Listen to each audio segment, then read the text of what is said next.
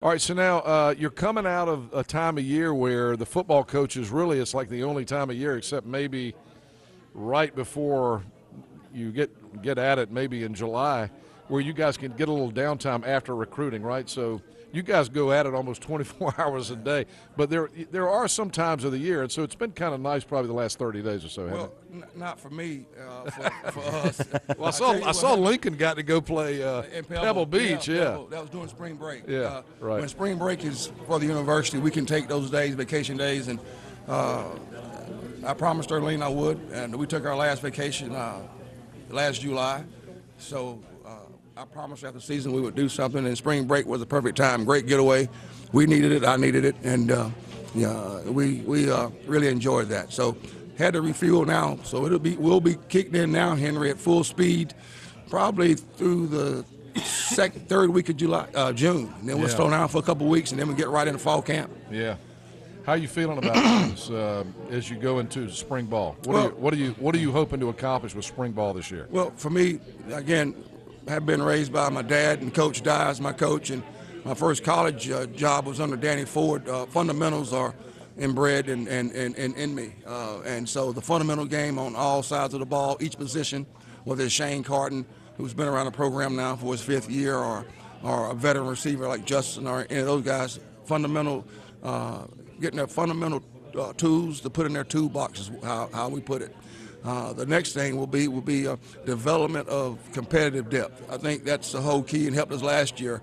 Not just a guy that's a backup, but a guy that is competing for a starting position. So if a guy gets hurt, gets nicked, anything happens, that next guy's ready to step in, and they both push one another. And then the third thing, well, really two more things, is install our packages on offense and defense, special teams, and then begin to form our personality. Each team is different, and I'm looking forward to seeing how this team develops and how they grow, and our leadership core growing and taking control of this team. But they had a great offseason with Coach Connors, one of the best he said he's had in a long time, and we're looking forward to attacking the process beginning today. Coach Ruffin McNeill here at Rep Express at the Celebrity Waiters breakfast for us this morning. What are your thoughts as you leave Conference USA and go into the new American Conference, the new AAC, American Athletic Conference? Do you see that as a huge jump up in terms of what competition is going to be like in the league? Really, I have a chance to study them. I think what we're going to find out, one, is competition. There's some old opponents that we faced before in the league, and everybody's improved because it is a different level. We'll face some new opponents, Cincinnati, Temple, for example, but it's an exciting time. ESPN exposure, you've been in business a long time, and not just our program, but our university, our city will be on ESPN on display every game. That's advertisement really. There's no price on Are that. all our games on ESPN? We only ESPN, so yeah, they'll be able to watch it, and not just, but nationally we'll have our presence. So I'm excited. I know our administrative leadership team, they're excited. They've been working and from marketing on, from Coach Confer and Shelley and all the coaches in all sports. But I'm excited and ready to dive into them.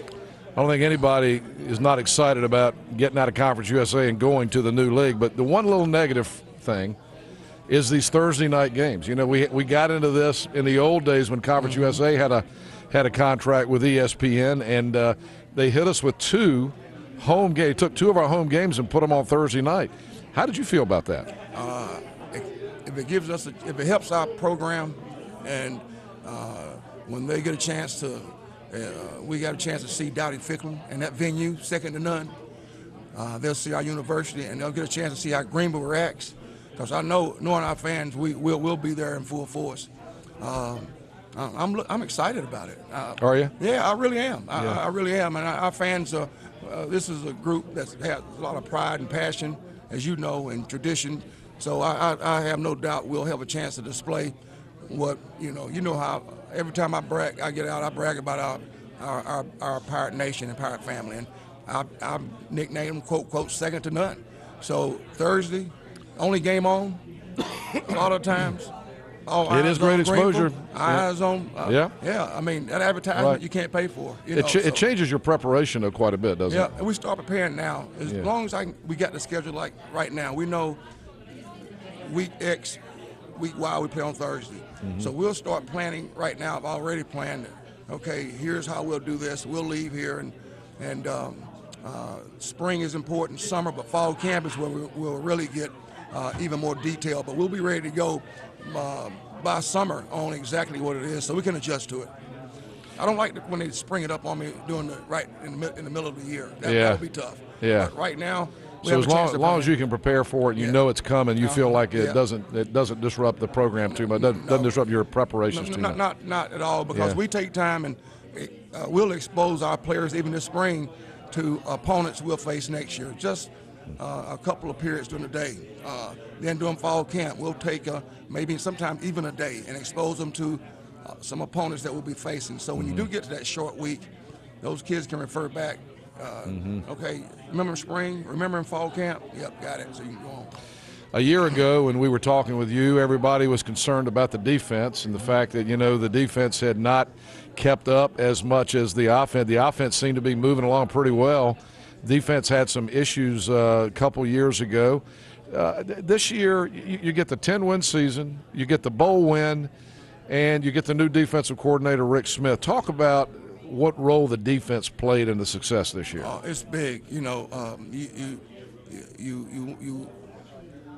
get to the championships with defense, and you win them with offense. A lot of people say it differently, but Rick, John Wiley, Dwayne Price, Mark Yellock, those guys, fantastic job of working together.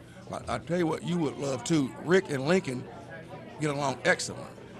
They work together to make each other better. Last night we were at an event. They're already talking about how they can help each other in practice. Show me this coverage, Rick, and Rick said, Link, show me this. So that really helped. But Rick brought a presence.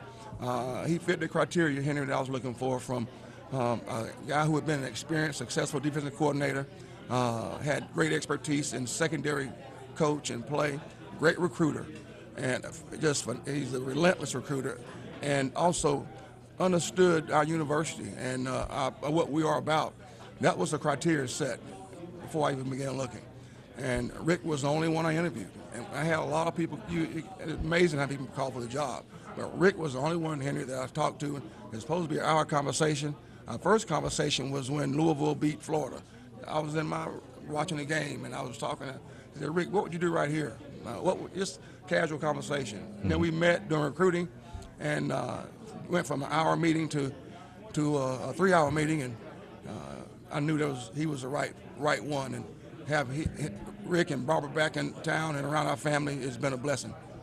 And of course, it says a lot for a guy like Rick. Rick wanted to be here. He wanted to be here. Wanted to be here, Henry. Wanted to be here. He saw this as his number one choice of anywhere he could be on the planet. So I think that's been huge. Grandkids are here. Yeah, absolutely. He's a joy to work with. And he has that old school flavor, and the kids absolutely love him. Yeah. And so he's got that presence. Does a great job. Hey, speaking of Florida. Oh yeah. 2015. Yeah. The Pirates' first game on the road will be at the University of Florida. I think it's only the second time in history that we've been and played the University of Florida. I didn't ask you about Shane Carden yet. I should ask you about the good stuff first. You're going to lose Shane Carden in 2014. You're going to go down there with a brand new quarterback.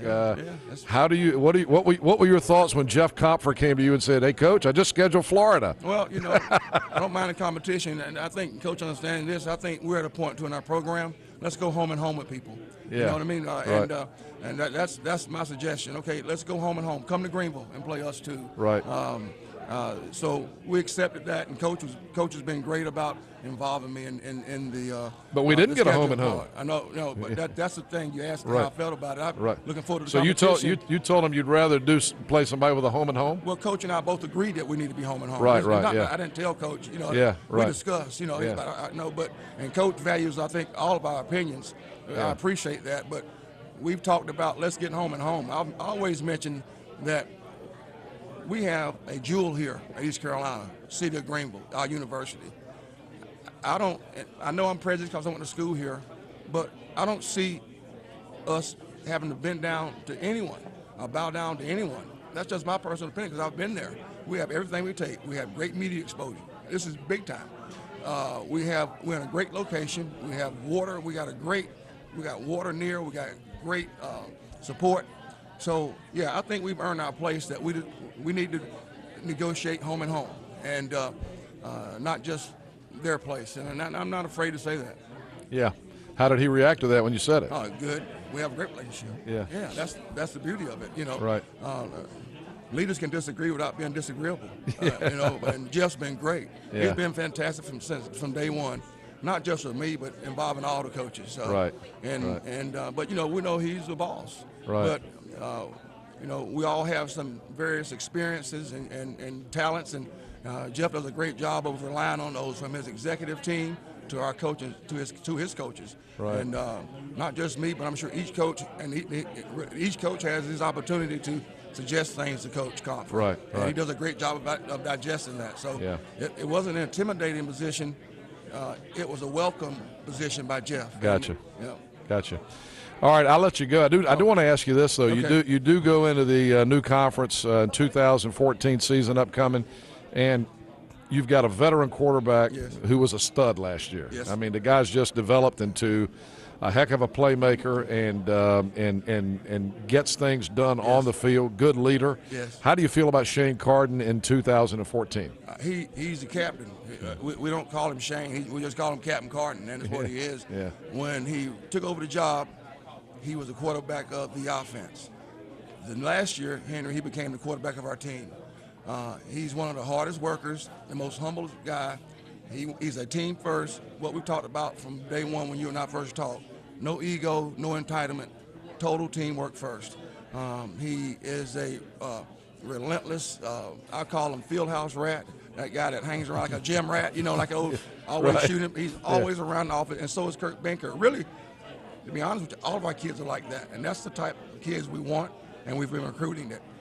Kids are always trying to, inside the word extraordinary is extra there, and don't mind doing the extra things. And this group, we've been very fortunate and blessed to get a group who enjoys doing those extra things.